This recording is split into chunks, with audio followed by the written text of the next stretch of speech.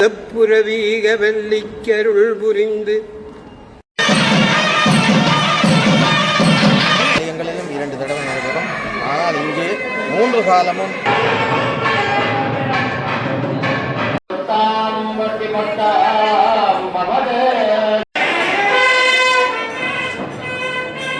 அங்கே மாவிட்டபுரம். மா என்பது குதிரை, குதிரை முகம் நீக்கி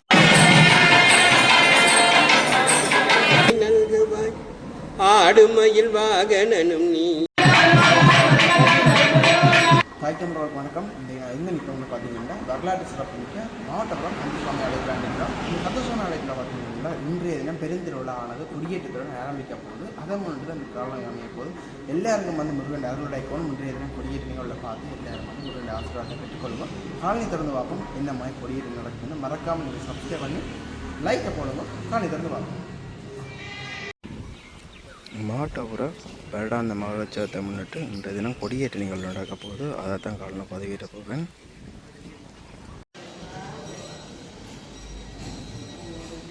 ஆலயத்துடைய பிரம்மாண்ட ராஜகோபுர வேலையில் நடந்துகிட்டு பார்க்கக்கூடியதாக இருக்குது.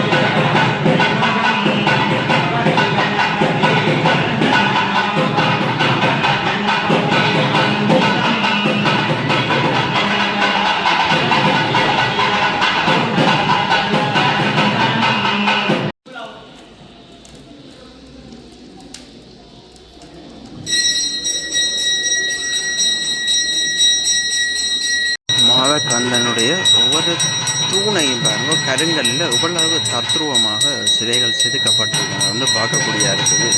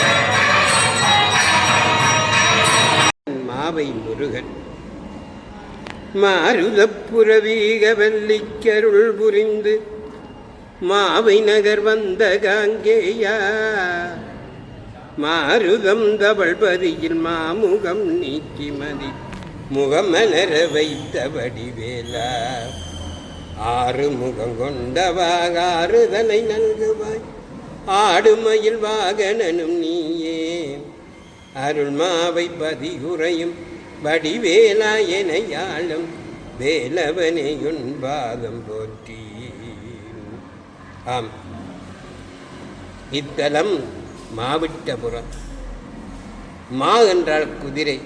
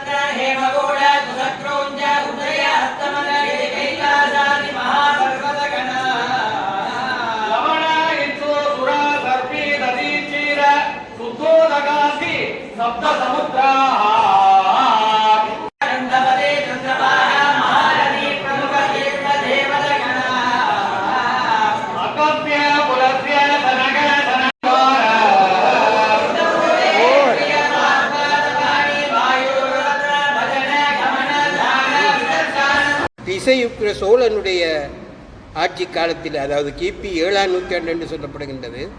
கிபி 7ஆம் நூற்றாண்டு என்பது சங்க காலம், சங்கம் மருவிய காலம், பல்லவர் காலம்.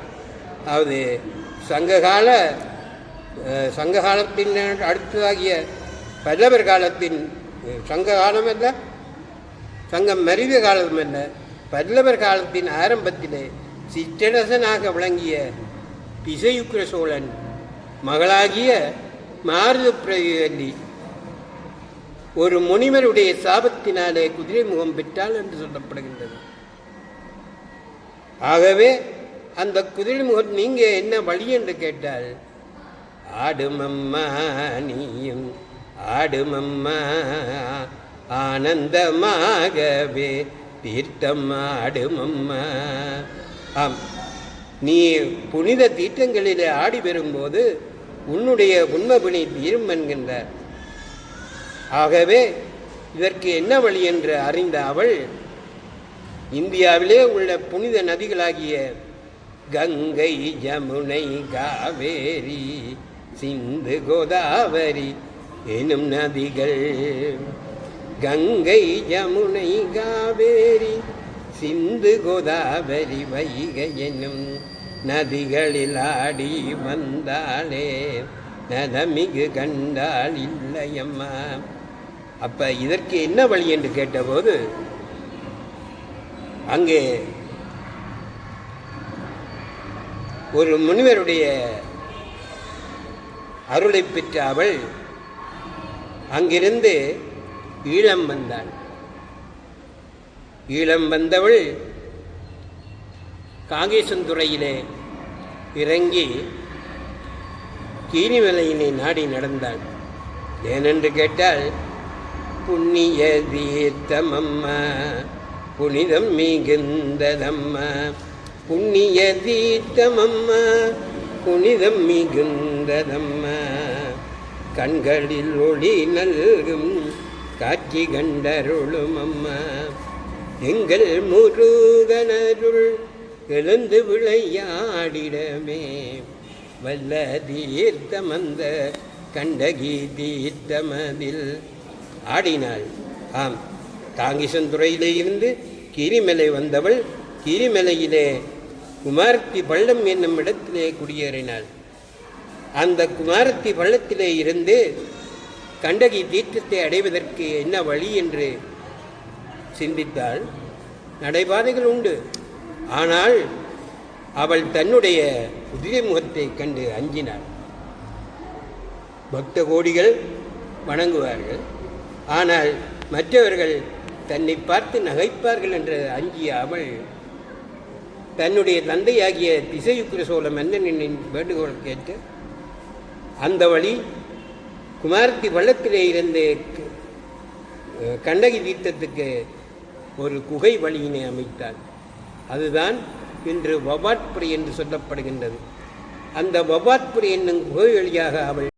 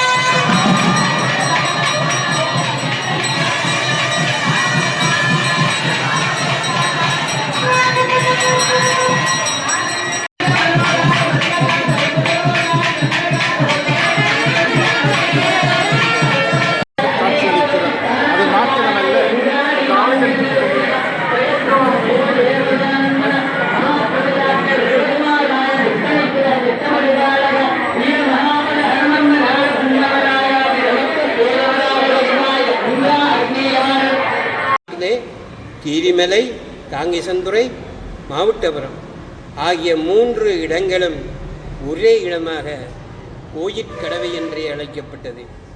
அதாவது கோயில்கள் நிறைந்த இடம் கோயிற்கடவை என்பார்கள்.